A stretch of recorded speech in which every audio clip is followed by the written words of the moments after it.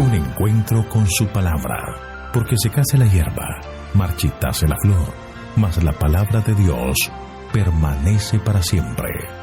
Con ustedes, el doctor José Ricardo Arias Quintero.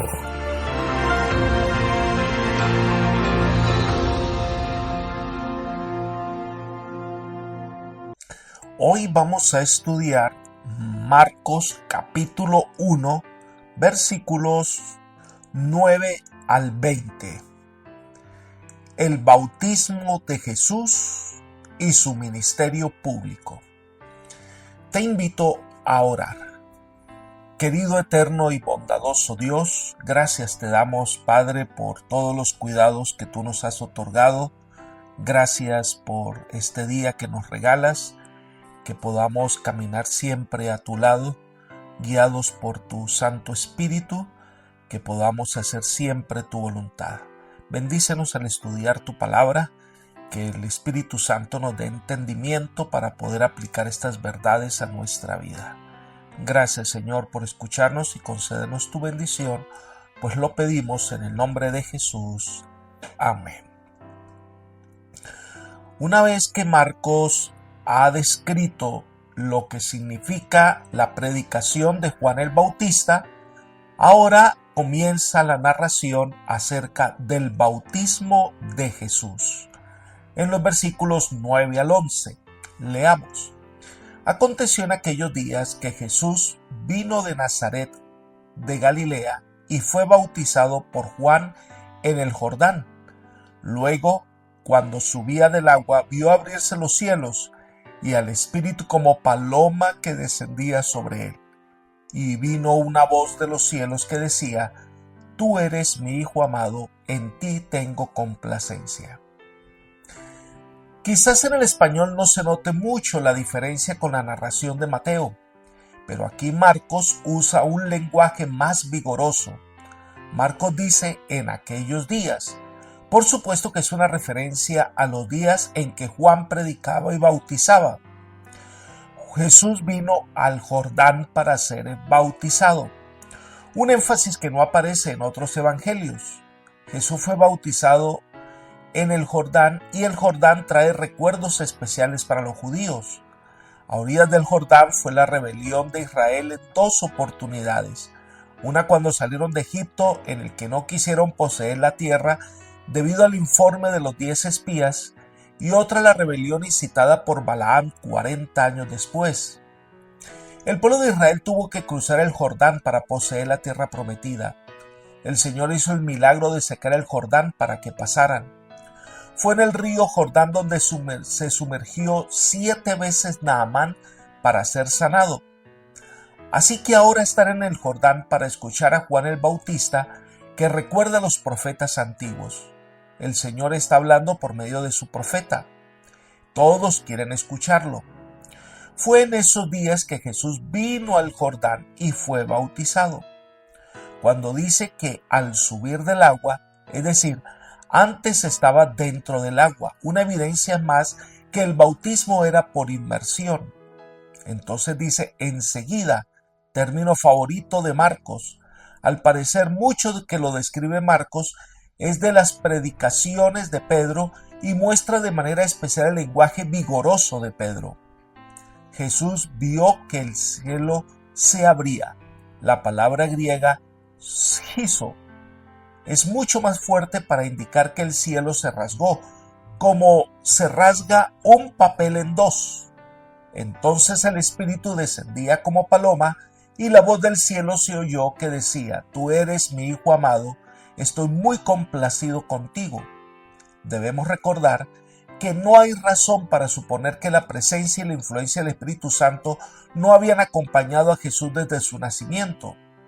Lo que aquí se destaca es el ungimiento especial para proporcionar el poder necesario para cumplir la tarea que se le había asignado.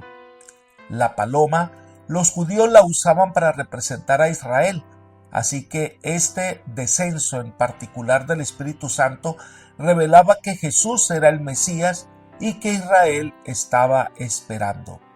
Y la voz del Padre sellaba, indiscutiblemente ante todos, la obra especial que Jesús haría en favor del ser humano.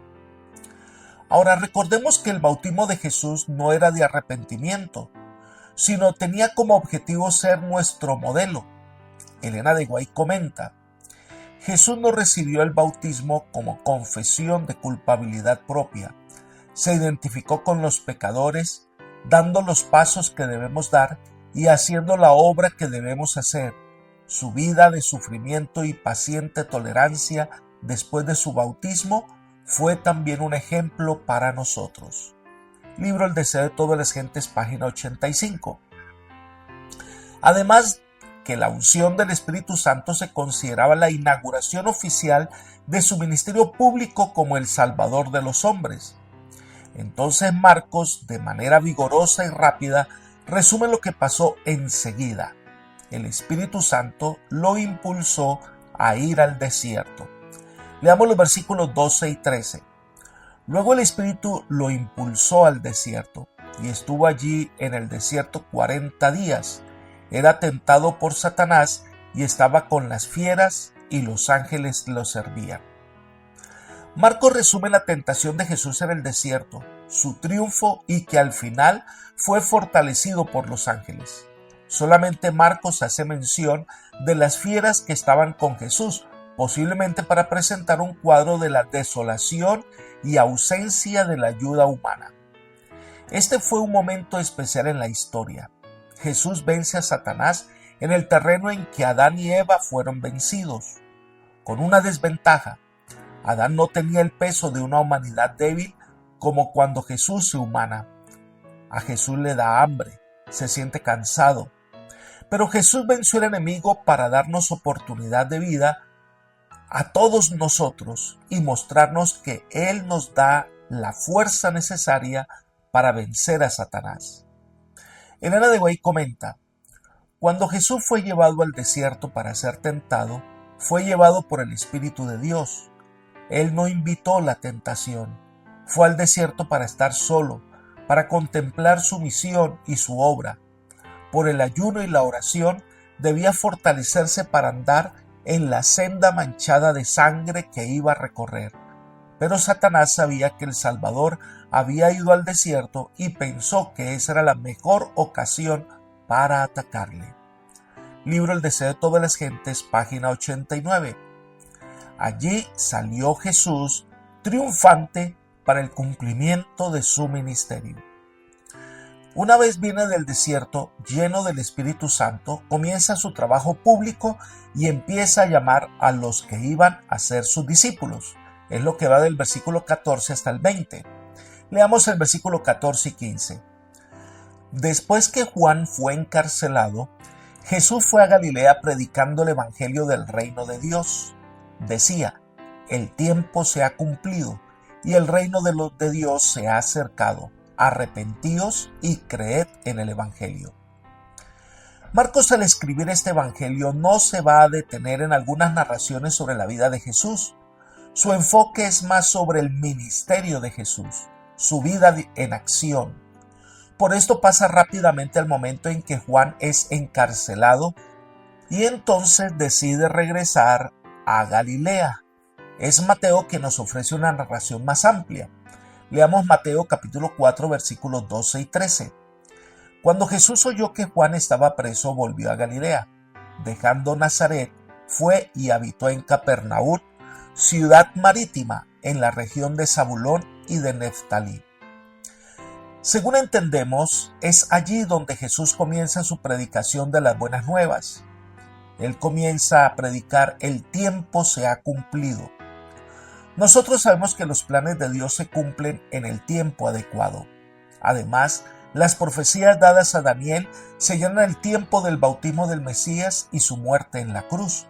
Y los estudiosos de las profecías sabían que era el tiempo anunciado en la profecía de las 70 semanas de Daniel 9. El tiempo profético se ha cumplido. Pablo dice: cuando vino el cumplimiento del tiempo, Dios envió a su Hijo. Gálatas 4:4. Y Elena de White nos ayuda a entender esta profecía. El tiempo que él declaraba cumplido era el periodo dado a conocer a Daniel por el ángel Gabriel. 70 semanas, dijo el ángel, están determinadas sobre tu pueblo y sobre tu santa ciudad para acabar la prevaricación y concluir el pecado y expiar la iniquidad y para traer la justicia de los siglos y sellar la visión y la profecía y ungir al santo de los santos. En la profecía, un día representa un año. Las 70 semanas o 490 días representan 490 años y se había dado un punto de partida para este periodo. Sepa pues y entienda que desde la salida de la palabra para restaurar y edificar Jerusalén hasta el Mesías príncipe habrá 7 semanas y 62 semanas. 69 semanas, es decir, 483 años. La orden de restaurar y edificar Jerusalén, completada por el decreto de Artajerjes Longínamo, entró a regir en el otoño del año 457 a.C. Desde ese tiempo, 483 años llegan hasta el otoño del año 27 después de Cristo. Según la profecía, este periodo había de llegar hasta el Mesías, el ungido. En el año 27 de nuestra era, Jesús, en ocasión de su bautismo, fue quien recibió la unción del Espíritu Santo y poco después empezó su ministerio. Entonces fue proclamado el mensaje: el tiempo se ha cumplido. Esto está en El deseo de todas las gentes, página 200. Pero además, ese tiempo en que Jesús vino fue el tiempo adecuado. La tierra estaba madura para la llegada de Jesús. Elena de White comenta: la providencia había dirigido los movimientos de las naciones, así como el flujo y reflujo de impulsos e influencias de origen humano, a tal punto que el mundo estaba maduro para la llegada del Libertador. Las naciones estaban unidas bajo un mismo gobierno. Un idioma se hablaba extensamente y era reconocido por doquiera como la lengua literaria. De todos los países, los judíos dispersos acudían a Jerusalén para asistir a las fiestas anuales y al volver donde residían podían difundir por el mundo las nuevas de la llegada del Mesías. Libro El deseo de todas las gentes, página 23. Así que Jesús vino en el momento exacto en que la profecía señalaba, y eso lo resalta el evangelista. Jesús no está allí por casualidad, es parte del plan de Dios. Cuando comienza su ministerio, comienza a proclamar: el reino de Dios se ha acercado. Es el reino de la gracia, el reino de la salvación a través de Cristo. Lamentablemente, lo que los seguidores de Jesús entendieron, basados en sus ideas y conceptos de aquel entonces, es que el reino que esperaban era el reino terrenal, el reino en que Israel sería grande entre los hombres. Solo después que descendiera el Espíritu Santo sobre los apóstoles es que entendieron el tema del reino de Dios. Ese era el tema de la predicación de Juan y es el tema más mencionado en la predicación de Cristo. Si viene a establecer el reino de gracia, el momento en que Cristo muere y resucita, Dios abre ante los seres humanos el camino de la restauración. Nosotros ahora tenemos el deber de predicar al mundo que el reino de gloria que Cristo establecerá en su segunda venida está próximo. Y entonces el Señor agrega: arrepentíos y creed en el Evangelio. El Señor hace un llamamiento especial a creer en Él, a reconocer sus pecados, a buscar el perdón que ofrece el Señor, a aceptar el Evangelio. Este mensaje de salvación es para que todos los que quieran puedan ser participantes del reino de gracia, aceptar a Jesús y creer en las buenas nuevas. Entonces Jesús llega a orillas del mar de Galilea y llama a sus 2 primeros discípulos, Pedro y Andrés. Volvamos a Marcos capítulo 1, versículos 16 al 18. Andando junto al mar de Galilea, vio a Simón y a su hermano Andrés que echaban la red en el mar porque eran pescadores. Entonces Jesús les dijo: venid en pos de mí, y haré que seáis pescadores de hombres. Y dejando al instante sus redes, lo siguieron. Jesús se encontraba en Galilea, probablemente en Capernaúm, y fue a orillas del mar de Galilea, donde encontró a dos hermanos que estaban llegando de una noche infructuosa de pesca. Marcos solo narra el encuentro de Jesús con estos dos hermanos. Omite el hecho que Jesús se subió a una de esas barcas y habló, y después ocurre la pesca milagrosa. Lo que debemos considerar es que este no era un encuentro casual. Pedro y Andrés habían seguido a Jesús, pero aún no habían dejado sus tareas para convertirse en discípulos del Maestro. Ahora Jesús les hace un llamado claro: venid en pos de mí y haré que seáis pescadores de hombres. La transformación de pescadores comunes en pescadores de hombres implicaba un largo y lento proceso de preparación. Pedro, Andrés, Jacobo y Juan eran expertos pescadores, pero ahora debían adquirir nuevas habilidades. Lo cierto es que en el momento en que Jesús los llama a ser discípulos, no lo dudaron. Dice que dejaron las redes y siguieron a Jesús. ¿Qué significa ser un pescador de hombres? Significa que vamos a traer a los hombres a Cristo. Ser un pescador de hombres significa que traeremos a los hombres al conocimiento de la verdad para que sean libres del pecado. Sigamos leyendo los versículos 19 y 20. Pasando de allí un poco más adelante, vio a Jacobo, hijo de Zebedeo, y a su hermano Juan, que estaban en la barca remendando las redes, y enseguida los llamó. Entonces, dejando a su padre, Zebedeo, en la barca con los jornaleros, lo siguieron. Varios detalles interesantes. Estos hombres se convierten en los primeros 4 discípulos de Jesús. Ellos habían oído el testimonio de Juan el Bautista. Algunos de ellos habían conversado con Jesús, pero no se habían convertido en seguidores de Jesús. Una vez le siguen Pedro y Andrés, Jesús llama a los 2 hijos de Zebedeo, a Jacobo y a Juan, que dejaron el negocio familiar para seguir a Jesús. Pero hay detalles interesantes. Dice el texto que dejando a su padre Zebedeo embarca con los jornaleros. Zebedeo no fue dejado solo en su trabajo. La aceptación del llamamiento a convertirse en uno de los discípulos de Jesús no significaba que los 4 hombres de allí en adelante descuidaran sus obligaciones filiales. La presencia de jornaleros implica una empresa más bien grande y exitosa. Solo Marcos registra este interesante detalle de la narración. Estos hombres dejaron su próspero negocio y se convierten en seguidores de Jesús. Él era de Guaya Clara lo que había pasado. Hasta entonces, ninguno de los discípulos se había unido completamente a Jesús como colaborador suyo.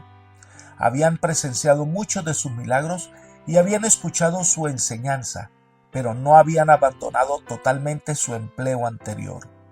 El encarcelamiento de Juan el Bautista había sido para todos ellos una amarga desilusión. Si tal había de ser el resultado de la misión de Juan, no podían tener mucha esperanza respecto a su maestro, contra el cual estaban combinados todos los dirigentes religiosos. En esa circunstancia, les había sido un alivio volver por un corto tiempo a su pesca, pero ahora Jesús los llamaba a abandonar su vida anterior y a unir sus intereses con los suyos. Pedro había aceptado el llamamiento. Llegando a la orilla, Jesús invitó a los otros 3 discípulos diciéndoles: venid en pos de mí y os haré pescadores de hombres. Inmediatamente lo dejaron todo y le siguieron. Libro El deseo de todas las gentes, página 213.